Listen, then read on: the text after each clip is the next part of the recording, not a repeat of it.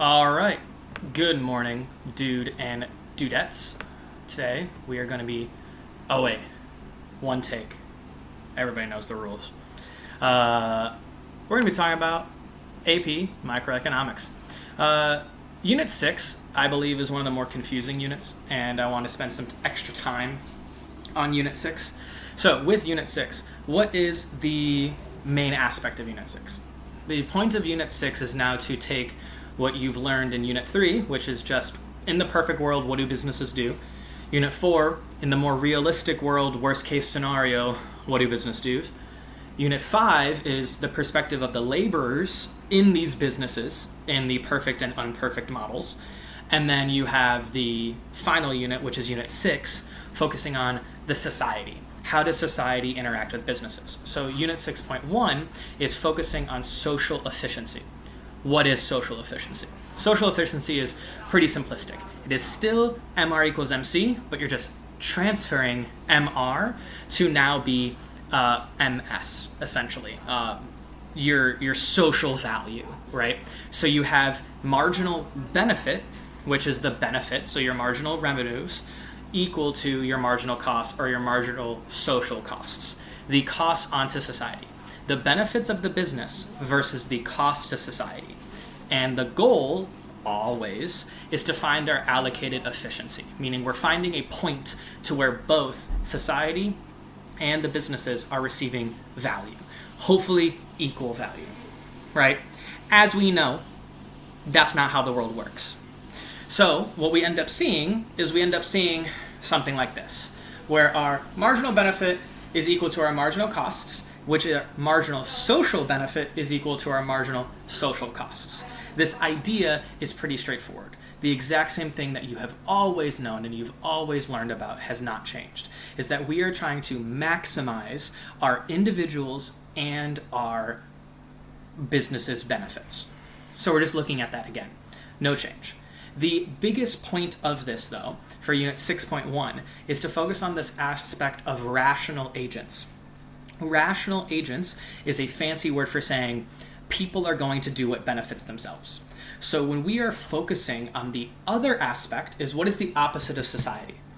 Businesses. And in the world of economics, we use the term private is the concept of businesses. So what we're ended up seeing is that this idea of factoring in our society's benefits does not equate to the private benefits. And that is where things get a little bit lost. Is there is a lot of time to where our private benefits are separated from our society's benefits. And that is forcing our economies to become unequal. So we will not get to this point here. We're not going to get to our perfect equilibrium because the rational agents of businesses are not overall logical. They don't care what happens to society. They care much more on what happens in their own businesses. That's what we learned in Unit 4. That's what we learned in Unit 5, is that these businesses care more about their own outcomes than society's outcomes. It does not exist in a world, in reality, to where we actually find a world that businesses and society have the same desires. So what ends up happening is that the optimal decision is that we are focusing on our marginal private costs. So you have our MPC, marginal private costs, right? These two should be equal to each other, which creates our supply, but we don't actually see that very often. Whether it be social costs go this way or private costs go that way, all we do know is that we're going to be shifting this, and we're going to have, inevitably, like always, if we are not at equilibrium, we have dead weight loss. So the basis of Unit 6.1 is for us to understand the goal is to be here, right? This equals no dead weight loss, and that is a good thing. Smiley face. Yay, smiley face. But what ends up happening is that we're not there. And then how do we fix that, right? This is now the question. How do we fix this? Well, naturally, if we had a marginal social costs here, right? We see our dead weight loss as this area here. How do you get rid of that dead weight loss? Well, the best thing to do is to shift our quantity back this way, right? Always have our quantity there. So now we have no more deadweight loss. How do you do that? You increase taxes so that we move this dot here, and now you have no more deadweight loss. You find a tax amount that is equivalent to the distance between the two lines. That is how you fix it. You end up raising the price to be here so that there's now no more deadweight loss.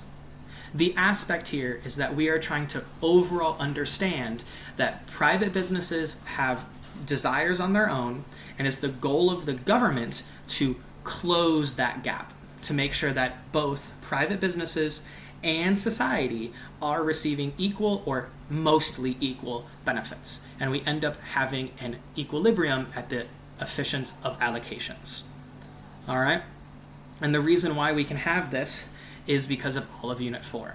You can see things like a monopoly not allowing other people to enter the market space and having high rates of pollution. That is going to hurt our society. That's going to make our society have more costs because they're going to get lung cancer, they're going to have noise pollution, etc., etc. So it's all coming back to Unit 4 and Unit 5 and trying to understand that in the externalities, in this efficiency, and this is a market failure, meaning that the market does not give us what we want, we do not have this point here, the end result is the government must come in and either increase taxes, lower taxes, increase subsidies, lower subsidies to fix this problem. All right? I hope you could understand. If you have any questions, please let me know.